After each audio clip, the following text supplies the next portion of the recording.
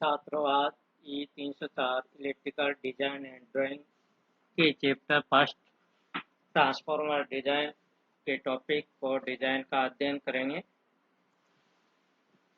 Design of core for core type transformer the cross section में B rectangular, square और step. Core transformer जो है वह rectangular, square और स्टेप क्रॉस सेक्शन का हो सकता है। Main circular coils are required for distribution and for transformer. The square and stepped core are used. Distribution में पावर ट्रांसफार्मर जो सामान्यतः अधिक हाई वोल्टेज रेटिंग के होते हैं उनमें सर्कुलर कॉइल्स यूज की जाते हैं। जब सर्कुलर कॉइल्स यूज की जाती हैं तो उसमें स्टेप्ड या स्क्वायर कोर यूज कर सकते हैं। सर्कुलर कॉइल इसलिए यूज की जाते हैं कि हाई वोल्टेज पे यदि कोई फॉल्ट आता है तो मैकेनिकल फोर्सेस अधिक जनरेट होते हैं। तो सर्कुलर कॉइल्स की स्थिति में फोर्सेस सभी डायरेक्शन समान लगते हैं, इसलिए कॉइल डिसमेंटल नहीं होगी। यदि रेक्टेंगुलर टाइप लेते हैं तो वह डिसमेंटल हो जाएगी और कॉइल ब्रेक हो सकती है। For shell type transformer, the cross section may be rectangular. Shell type transformer में कोर rectangular cross section की हो सकती हैं। When rectangular cores are used, the coils are also rectangular in shape. जब rectangular से मतलब है आयताकार कोर ली जाती हैं तो उसमें कोयल की शेप भी आयताकार या रेक्टेंगुलर ही रखी जाती हैं। Rectangular cores is suitable for small and low voltage transformer. Rectangular core छोटे ट्रांसफार्मर और लो वोल्टेज ट्रांसफार्मर में यूज की जाती हैं। In core type transformer with rectangular core the ratio of depth to width of the core is 1.4 to 2। Rectangular core में ratio of depth of core और width of core का जो ratio लिया जाता है 1.4 से 2 तक ले सकते हैं। In shell type transformer with rectangular cores, the width of center limb is 2 to 3 times the depth of core. Shell type transformer में सेंटर कोर की जो विड्थ है वह डेप्थ ऑफ कोर की तुलना में 2 से 3 टाइम्स ली जाती है। अर्थात ये कहेंगे 2a/b। 2a सेंट्रल कोर की विड्थ है और डेप्थ ऑफ कोर है b। तो 2a/b का जो रेशो लिया जाता है वो सामान्यतः शेल टाइप ट्रांसफार्मर में 2 से 3 लिया जाता है। In square core the diameter of circumscribing circle is larger than the diameter of step core of same area of cross section.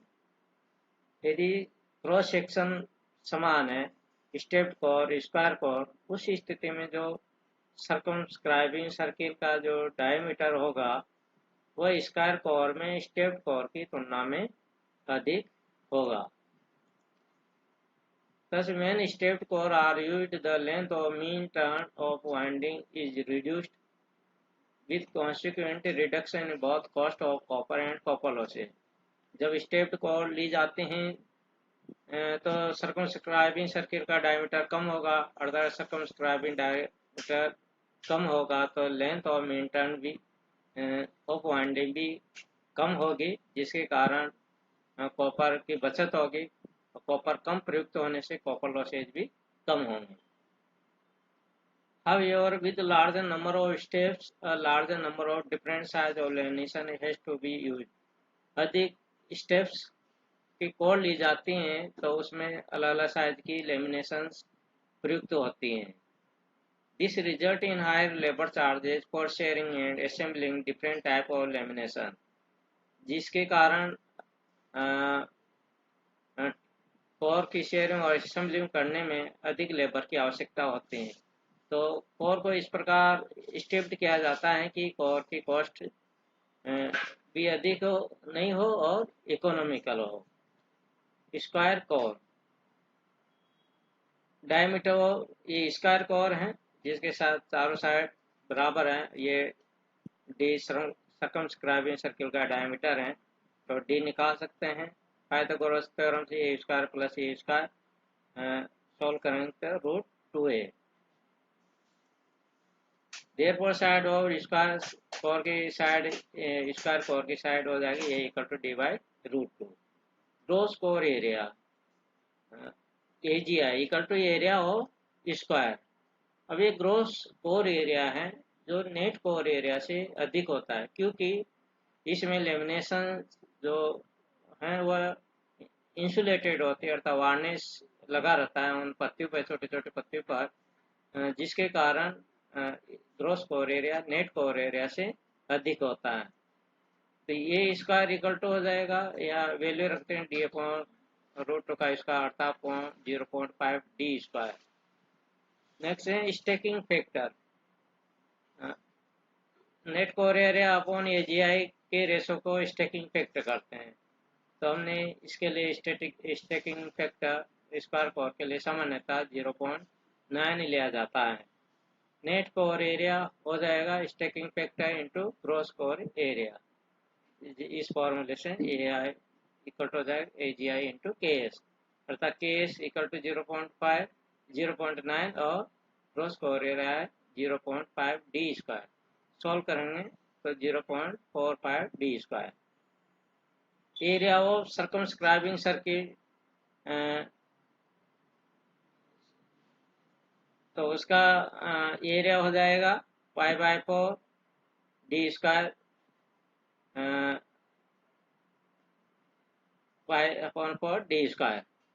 आप जानते हैं कि सर्किल का एरिया होता है पाई स्क्वायर आर, तो आर इक्वल टू है R equal to D by 2। तो यहाँ सॉल्व करेंगे तो ये हो जाएगा pi by 4 D square. The ratio net core area upon area of circumscribing circle. Net core area की वैल्यू पुट कर देंगे यहाँ से, और एरिया ऑफ सर्कमस्क्राइबिंग सर्किल की वैल्यू यहाँ से पुट कर देंगे। सॉल्व करेंगे तो ये वैल्यू आएगी 0.58। इसी तरह gross core area upon area of circumscribing circle, gross area 0.5 D square upon pi by 4 D square. Solve करेंगे ये वैल्यू आएगी 0.64। Choice of plug density in the core. The plug density decide the area of cross section of core and core loss.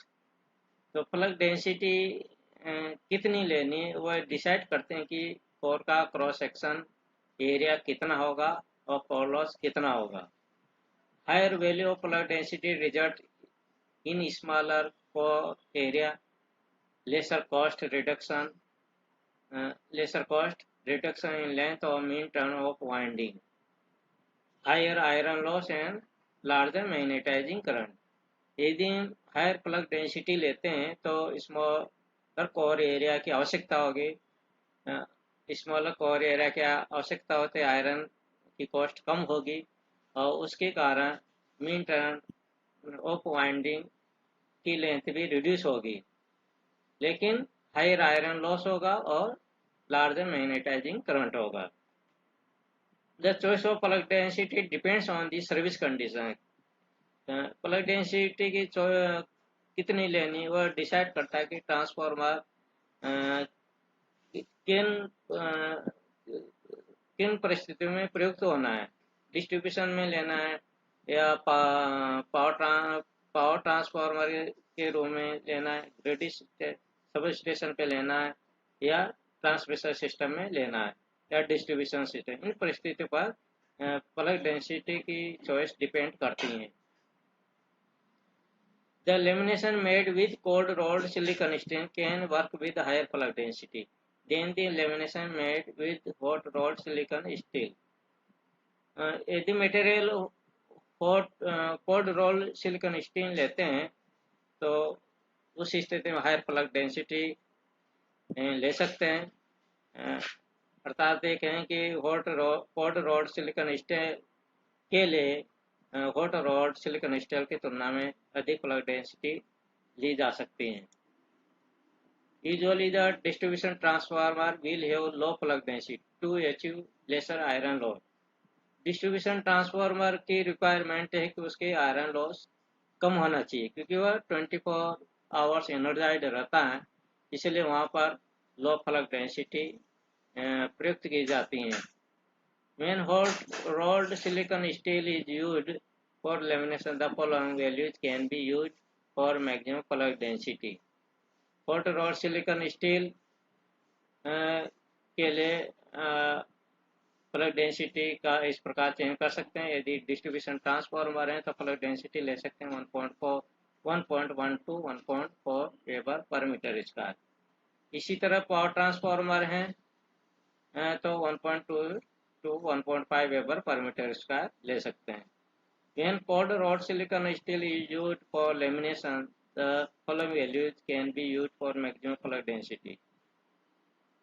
तो power transformer हैं सामान्यतः वो cold rolled silicon steel का उपयोग power transformer में यूज किया जाता है। तो उसकी रेटिंग्स उसके लिए फ्लक्स डेंसिटी इस प्रकार होती है। यदि ट्रांसफार्मर 132 केवी तक यूज किया जाना है तो उसमें फ्लक्स डेंसिटी ली जाएगी 1.55 वेबर पर मीटर स्क्वायर। इसी तरह BM इक्वल टू होगा 1.6 weber per metre square for transformer with voltage rating 132 से 275 किलोवाट तक के ट्रांसफार्मर में फ्लक्स डेंसिटी होगी 1.6 वेबर पर मीटर स्क्वायर।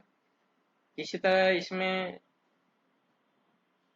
1.275 से 400 केवी तक के ट्रांसफार्मर में फ्लक्स डेंसिटी ली जाती है 1.7 वेबर पर मीटर स्क्वायर। इस प्रकार और डिजाइन कर सकते हैं।